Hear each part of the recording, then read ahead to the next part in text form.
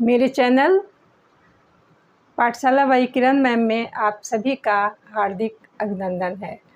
सभी छात्र छात्राओं को शुभाशीष कि वे पढ़ें और पढ़कर अपनी प्रतियोगी परीक्षाएं पास करें। मेरे चैनल से अधिक लाभ उठाएं और अपनी परीक्षाओं में उत्तीर्ण हों। अब आज हम अपना नया पाठ फिर से शुरू करते हैं। आज का हमारा शीर्षक है शब्द विचार। वर्ण विचार पूरा समाप्त हो चुका है, उसको मैंने 2 पार्ट में डाला हुआ है। शब्द विचार यानी कि शब्द भेद। अब देखिए शब्दों का निर्माण कैसे होता है। शब्दों का निर्माण वर्णों के मेल से होता है। शब्दों का निर्माण किससे होता है? शब्दों का निर्माण वर्णों के मेल से होता है। शब्द और पद 2 अलग अलग चीज़ें हैं। शब्द वर्णों के मेल को कहते हैं और जब इसको वाक्य में प्रयोग कर देते हैं तो ये पद बन जाता है। जैसे कहा गया राम, अब उसको प्रयोग कर दिया गया कि राम एक लड़का है, तो यहाँ पर राम जो है वो पद बन गया। तो ये थोड़ा सा अंतर शब्द और पद में होता है। अब आगे देखते हैं हम कि ये कितने प्रकार के होते हैं। शब्द भेद जो हैं इनको 4 आधार पर बांटा गया है। शब्दों को 4 आधार पर बांटा गया है। देखिए इसको हम अलग अलग प्रकार से समझते हैं। शब्दों को जो है वो 4 आधार पर बांटा गया है। पहला है उत्पत्ति, शोध या इतिहास के आधार पर। पहला है उत्पत्ति, शोध या इतिहास के आधार पर। इतिहास के आधार पर। दूसरा हम लोग पढ़ते हैं रचना, बनावट या व्युत्पत्ति के आधार पर। दूसरा है रचना, बनावट या व्युत्पत्ति के आधार पर। इसके बाद है अर्थ के आधार पर और फिर है व्याकरण के आधार पर। अर्थ के आधार पर, अर्थ के आधार पर और उसके बाद आखिरी है व्याकरण के आधार पर। व्याकरण के आधार पर।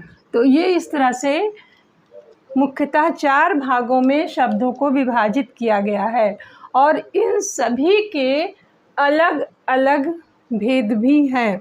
अब देखिए उत्पत्ति के आधार पर शब्द जो है वो 5 प्रकार के हैं। कौन कौन से हैं इसमें हम देखते हैं। देखिए पहला है तत्सम, दूसरा है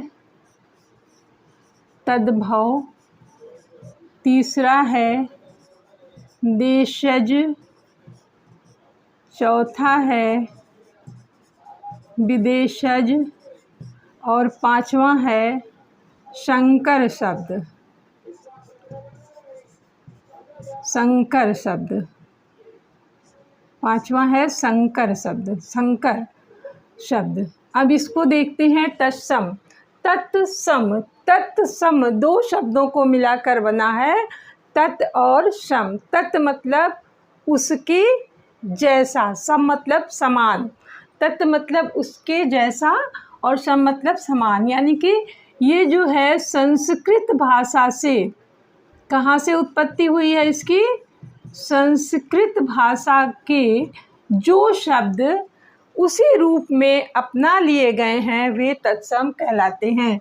संस्कृत भाषा के वे शब्द जो उसी रूप में अपना लिए गए हैं वे तत्सम कहलाते हैं, उसी रूप में ग्रहण किए गए हैं, वे तत्सम कहलाते हैं। तद्भव क्या हुआ? तद्भव ऐसे शब्द हैं जो शब्द आए तो संस्कृत से, लेकिन बोलते बोलते बोलते बोलते उसका अपभ्रंश रूप हमारी हिंदी भाषा में प्रचलित हो गया और उसी को हम शुद्ध समझने लगे।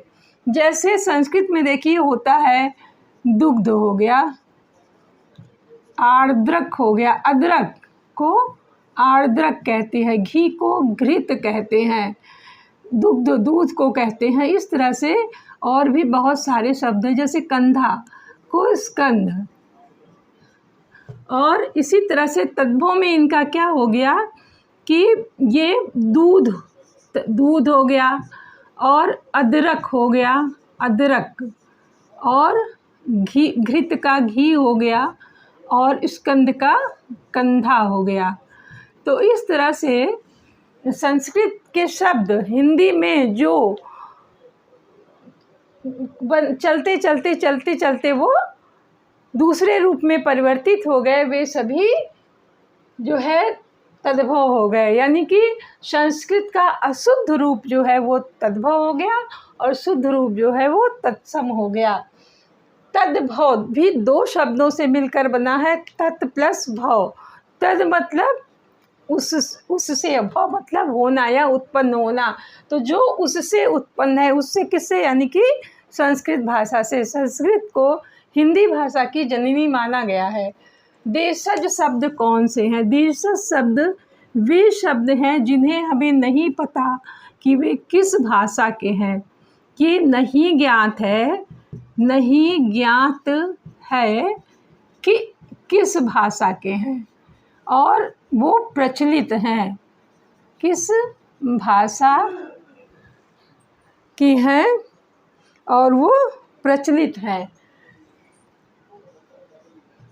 और प्रचलित है और उनको हम बोलते हैं, हमारे साहित्य में लिखे भी जाते हैं। जैसे खिड़की हो गया, तेंदुआ हो गया। ये सब शब्दों का इतिहास नहीं मिलता कि ये सब शब्द कहाँ से आए हैं। खिड़की और तेंदुआ, इस तरह के जो शब्द हैं। उसके बाद विदेशज। विदेशज का मतलब है विदेशी भाषा से जो शब्द हिंदी भाषा में प्रचलित हैं या बोले जाते हैं, वे सभी जो है वो विदेशज कहलाते हैं। जैसे हम लोग बोलते हैं प्लेटफॉर्म, प्लेटफॉर्म। अब ये जो है अंग्रेजी का शब्द है।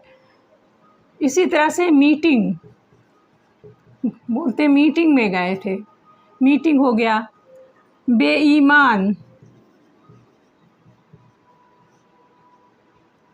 बे लगाकर जितने भी शब्द हैं ये सब जो है हमारी हिंदी भाषा के नहीं है। तबीयत, ज़माना, तो ये सारे शब्द विदेशज हैं, यानी कि जो विदेशी भाषा के शब्द हैं। जैसे अंग्रेजी से है या अरबी, फारसी, फ्रेंच, डच, किसी भी भाषा से हिंदी साहित्य में आ गए हैं, उन सभी को विदेशज कहते हैं। अब संकर शब्द कौन से हो गए? संकर शब्द ऐसे शब्द हैं जो दो भाषाओं के मेल से बनते हैं। संकर शब्द ऐसे शब्द हैं जो दो भाषाओं के मेल से बने हैं, मेल से बने। जैसे रेलगाड़ी। अब रेल अंग्रेजी का शब्द है और गाड़ी जो है रेल गाड़ी।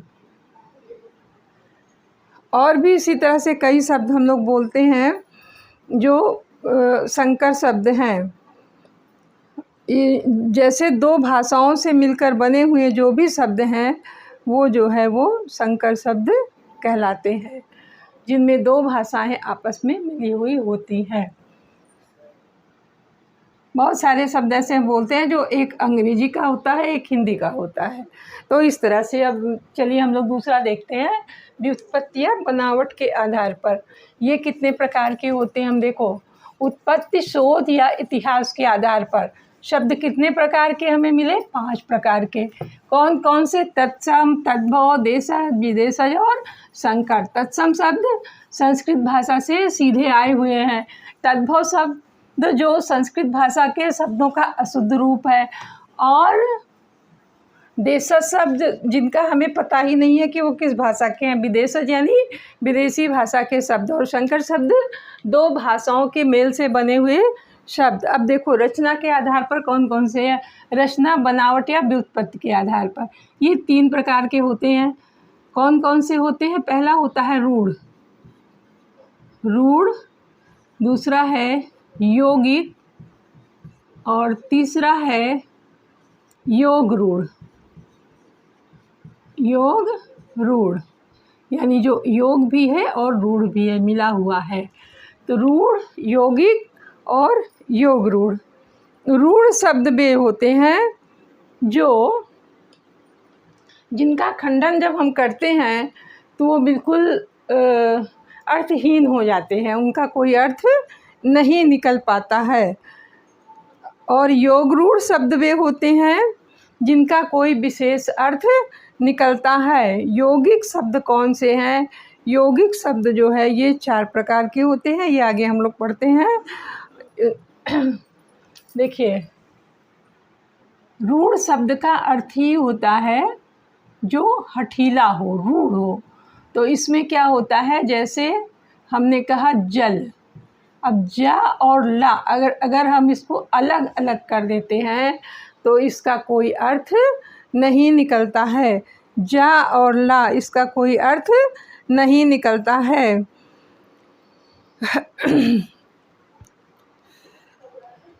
इसी तरह से योग रूढ़, जैसे हमने कहा यहाँ पे आग, कोई भी आ अलग कर दिया, ग अलग कर दिया, तो इसका कोई मतलब नहीं निकलता है। यौगिक 2 शब्दों को मिलाकर बने होते हैं, जैसे पाठशाला, वीणा,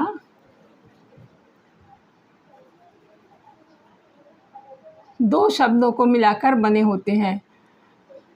और योग रूढ़ कौन से होते हैं? जिसका विशेष अर्थ निकलता है, जब इस 2 शब्दों से मिलाकर बनते हैं और इनका जो है विशेष अर्थ निकलता है, विशेष अर्थ निकलता है। तो इसमें कौन कौन से हुए? जैसे जलज, जलज, जलज का अर्थ होता है कमल। इसी तरह से और भी शब्द हैं जिसका विशेष अर्थ निकलेगा, तो वो सभी जो है योग रूढ़ कहलाएंगे। ऐसे शब्दों को जिसका कोई विशेष अर्थ निकलता है योग रूढ़। तो योग रूढ़ में हम देखते हैं कि जिसका विशेष अर्थ निकलता है। यौगिक 2 शब्दों के योग से मिले होते हैं, जैसे वीणा, पाणी। अब इसमें देखिए यौगिक शब्द के 4 विधियां हैं। यौगिक शब्द की कितनी विधियां हैं? 4। कौन कौन सी? उपसर्ग, प्रत्यय, संधि और समास। अब इन सभी का अध्ययन हम अलग अलग करेंगे। अब देखो अर्थ के आधार पर शब्द कितने प्रकार के होते हैं। अर्थ के आधार पर भी 5 प्रकार के होते हैं। देखते हैं कौन कौन से 5 प्रकार के हैं। देखो, एकार्थी या एकार्थक, एकार्थक या एकार्थी, और अनेकार्थक या अनेकार्थी, अनेकार्थक या अनेकार्थी। फिर विलोमार्थी, विलोमार्थी, विलोम शब्द जिसको कहते हैं, विलोम अर्थ वाले, उल्टे अर्थ वाले। उसके बाद हो गया एकार्थी, अनेकार्थी, विलोमार्थी, समानार्थी, समानार्थी या पर्यायवाची, या पर्यायवाची। उसके बाद एक होता है समश्रुत भिन्नार्थक शब्द।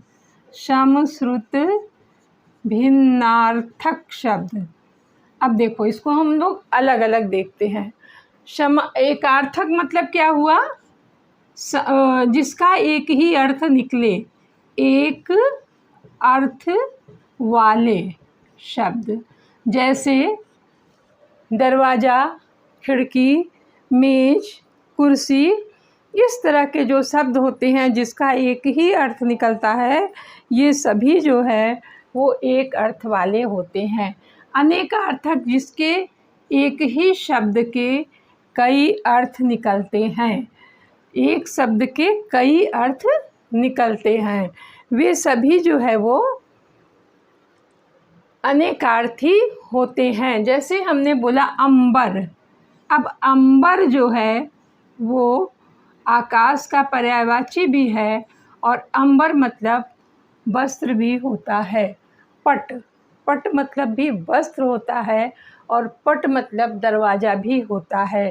गोल, गोल मतलब कोई चीज़ गोल जो राउंड में होती है, गोल गोल होती है। और गोल मतलब गायब के लिए भी हम इस्तेमाल करते हैं, अरे वो तो गोल हो गया। तो इस तरह से हमने देखा कि ये अलग अलग शब्द हैं। इसी तरह सारंग, एक शब्द है सारंग। सारंग मतलब मोर भी होता है और सारंग मतलब कृष्ण भी होता है। श्री कृष्ण को भी सारंग कहते हैं। विलोमार्थी यानी उल्टे अर्थ वाले, जैसे उत्कर्ष, उत्कर्ष का विलोम होगा अपकर्ष, उल्टा अर्थ निकलेगा। उत्कर्ष का विलोम अपकर्ष। इसी तरह उचित का अनुचित, दिन का रात, कोई भी हम जैसे शुभ का अशुभ, मंगल का अमंगल, नियंत्रण का अनियंत्रण, तो ये विलोमार्थी यानी विलोम शब्द जो होते हैं, पर्यायवाची क्या होते हैं? जो अनेक शब्दों का एक ही अर्थ निकलता है, वे पर्यायवाची शब्द कहलाते हैं। जैसे आँख, मान लो आँख, आँख का नयन, नेत्र, लोचन, विलोचन, या कमल का हो गया पंकज, कंज, जलज, सरोज, अरविंद, सलिलज, तो ये सभी कमल के पर्यायवाची शब्द हो गए, तो समान अर्थ रखने वाले। जैसे हाथी है, हाथी का कूजर, नाग, हस्ती, तो ये सब जो है समान अर्थ रखने वाले शब्द जो है वो समानार्थी या पर्यायवाची कहलाते हैं। सम श्रुत भिन्नार्थक शब्द में यानी कि सुनने में समान हो और अर्थ अलग अलग हो। जैसे एक शब्द है प्रसाद और एक है प्रासाद। प्रासाद जो है ये घर का पर्यायवाची शब्द है। प्रासाद मतलब घर होता है, प्रसाद मतलब परिणाम या फल। तो इस तरह से जो है अलग अलग शब्द होते हैं। उपयुक्त और उपर्युक्त। उपयुक्त मतलब जो उचित हो और उपर्युक्त मतलब ऊपर लिखा हुआ। उपयुक्त और उपर्युक्त। अनिल, अनल, तो इस तरह बहुत सारे शब्द हैं। इन शब्दों को हम लोग डिटेल में बाद में पढ़ेंगे। आज केवल इतना समझें कि शब्द का प्रकार कितने प्रकार का होता है। अब देखिए व्याकरण के आधार पर दो प्रकार होता है। एक होता है विकारी, विकारी शब्द, और दूसरा है अविकारी, अविकारी। विकारी शब्द वे होते हैं जिनमें लिंग, वचन, काल या परिस्थिति के अनुसार हम परिवर्तित कर सकते हैं। ऐसे शब्द जिनको हम परिवर्तित कर सकते हैं। साधारण शब्दों में समझते हैं। अविकारी जो परिवर्तित नहीं होते। विकारी क्या होते हैं? ये परिवर्तित होते हैं समय अनुसार, वाक्य के अनुसार परिवर्तित होते हैं और ये परिवर्तित नहीं होते, नहीं परिवर्तित होते। तो ये अंतर है दोनों में। अब विकारी चार प्रकार के होते हैं। कौन से? संज्ञा, सर्वनाम, विशेषण और क्रिया। विशेषण और क्रिया, ये 4 प्रकार के होते हैं। विकारी और अविकारी कितने प्रकार के होते हैं? ये भी 4 प्रकार के होते हैं। पहला होता है क्रिया विशेषण। क्रिया विशेषण। दूसरा होता है संबंध बोधक अव्यय। संबंध बोधक अव्यय। और तीसरा होता है समुच्चय बोधक अव्यय। समुच्चय बोधक अव्यय। और चौथा होता है विस्मयादि बोधक अव्यय। विस्मयादि बोधक अव्यय। तो ये इतने प्रकार के शब्द भेद होते हैं। विस्मयादि बोधक अव्यय। अब विस्मयादि बोधक अव्यय जो है, ये सभी क्रिया विशेषण, संबंध बोधक, समुच्चय बोधक और विस्मयादि बोधक, चारों को मिलाकर अव्यय भी कहा जाता है। कि अव्यय के कितने भेद हैं? पूछा गया अव्यय के कितने भेद हैं, तो अव्यय के 4 भेद हैं। ये क्या होते हैं? अव्यय शब्द। अव्यय शब्द वे होते हैं जिनमें लिंग वचन काल के कारण कोई परिवर्तन नहीं होता है, वे अव्यय शब्द होते हैं।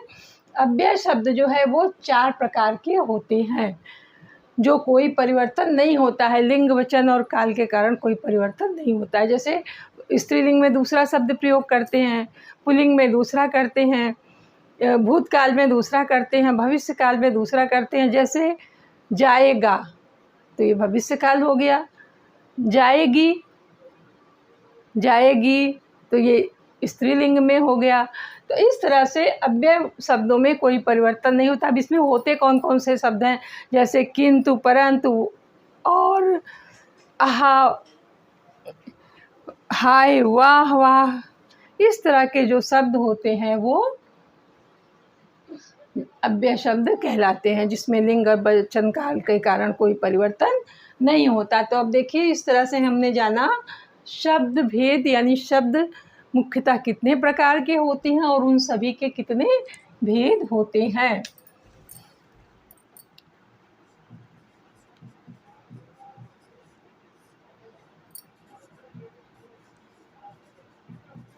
तत्सम, तद्भव, देशज, विदेशज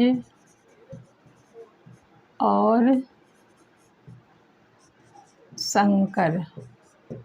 तो इस तरह से देखते हैं हम कि उत्पत्ति, शोध या इतिहास के आधार पर 5 प्रकार के होते हैं। कितने प्रकार के होते हैं? 5 प्रकार के। अगर पूछा जाए कितने प्रकार के होते हैं? 5 प्रकार के। तत्सम, तद्भव, देशज, विदेशज और संकर। या इसमें से कोई दे दिया जाए कि आपको ऑप्शन दे दिया जाए कि तत्सम, तद्भव, देशज और रूढ़ि में कौन सा जो है उत्पत्ति के आधार पर शब्द भेद नहीं है। तो इस तरह के प्रश्न आपके पेपर में आएंगे।